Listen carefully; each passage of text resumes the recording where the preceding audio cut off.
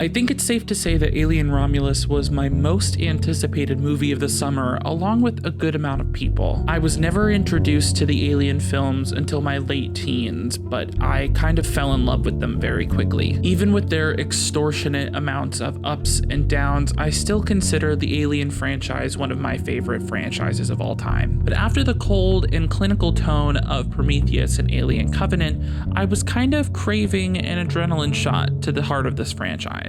Fede Alvarez joined the likes of other modern horror greats like Mike Flanagan, Jordan Peele, Jennifer Kent, and Ari Aster as soon as he came out swinging with his 2013 reboot of Evil Dead, which just so happens to be one of my favorite horror films of all time. And he seemingly took even bigger swings with his 2016 movie Don't Breathe. He's a director that's a champion of in-camera directing to its highest degree.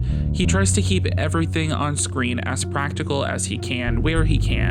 Even some of the craziest shots of his entire career are completely practical, like this shot from The Girl in the Spider's Web, and this sequence from Don't Breathe, as well as this shot from Evil Dead 2013, and this shot from Evil Dead 2013, and this shot from Evil Dead 2013. Basically, what I'm saying is that his inclusion in this project is immediately something that's going to prick up the ears of any Alien fan. Alien Romulus tells the story of a group of young adults living on a Weyland-Yutani mining colony planet, who are planning for their own escape to a better life.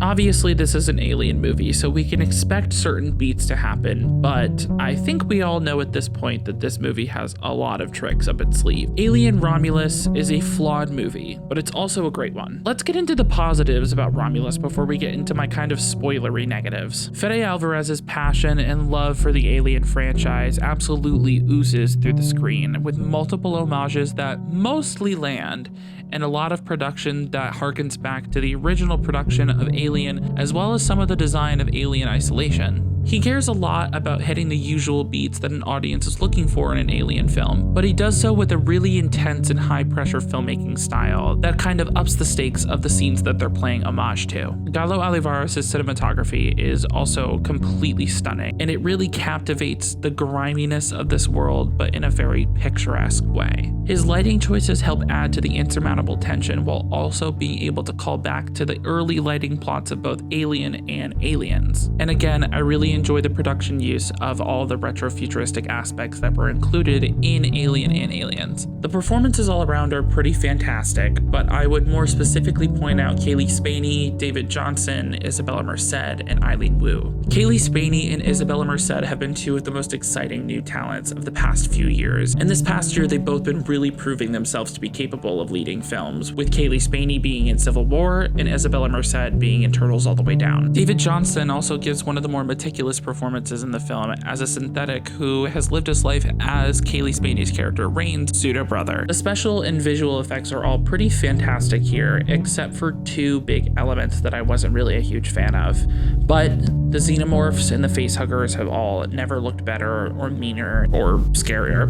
They're also able to capture the depth of space really well compared to the rest of the franchise, where a lot of the times when space is shown it feels very flat. This feels kind of like you can reach in and kind of touch it. And the combination of using models along with CG environments melded really well, and it worked really well to assimilate the same kind of filmmaking style as Alien. Benjamin Wallfish's score is also really good here. It's very exciting and bombastic, while also being very reminiscent of Jerry Goldsmith's original music. The editing was pretty great towards the second and third act, but the first act was pretty choppy and it felt like it was trying to rush to something, but it ended up actually dragging things out. This is also probably the scariest in the franchise since the original, with a lot of really great scares that usually follow through in pretty grotesque fashion. I think you've noticed that the thing I've said the most so far is that this movie is a lot like the originals, which I think leans into one of my bigger problems with the movie.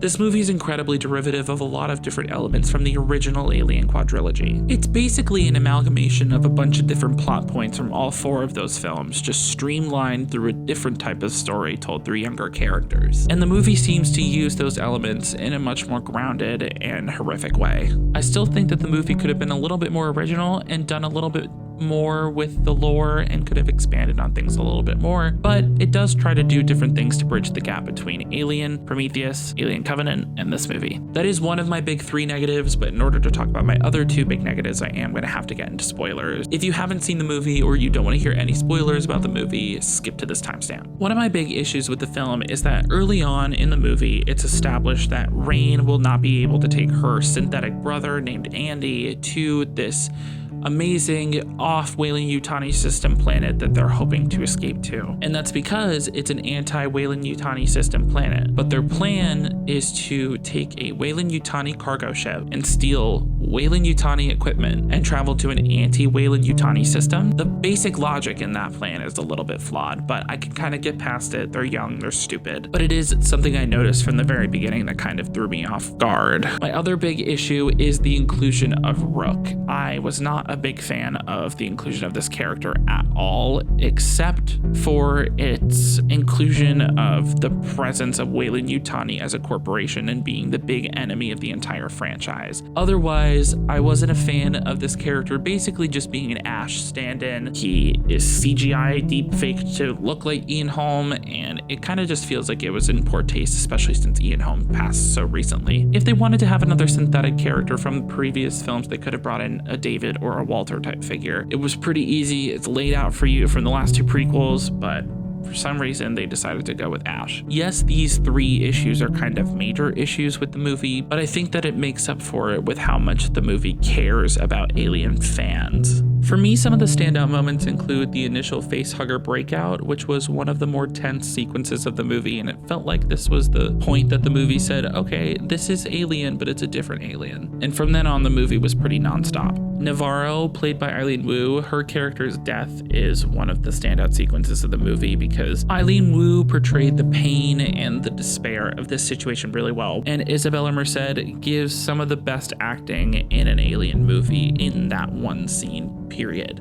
Isabella Merced's real shining moments come in the last 20 minutes of the movie, which I think is one of the best endings of the entire year so far. It's a pretty great mix of elements from Prometheus, Alien, and Alien Resurrection to kind of create this ultimate homage to all of those movies, while also having that really deep and dark Fede Alvarez body horror touch. And the entire zero gravity sequence is one of the best sequences in the entire franchise. One of my other negatives is that the callback lines don't really work for me, and they didn't really work for anybody else in my audience. So overall, Alien Romulus was my most anticipated movie of the summer, and it definitely did not let me down. While I do really enjoy the existential tone of both Prometheus and Alien Covenant, I've been craving the overt horror tone of the first film, and this movie gave me that in spades. It has some of my favorite horror performances of the entire year, while also having one of my favorite endings of the year so far. I give Alien Romulus an 8.5 out of 10. It's not my favorite of the series, but it's definitely up there, and you'll be learning what movie is my favorite in the series coming up soon, with my next video being a ranking of the entire Alien franchise. Thank you guys for watching. If you want to see any of my opinions about movies before I post these videos, follow me on Letterboxd and Instagram. Otherwise, my name is Jake. I think I'm gonna go make out with a facehugger, and I'll see you, Space Cowboy.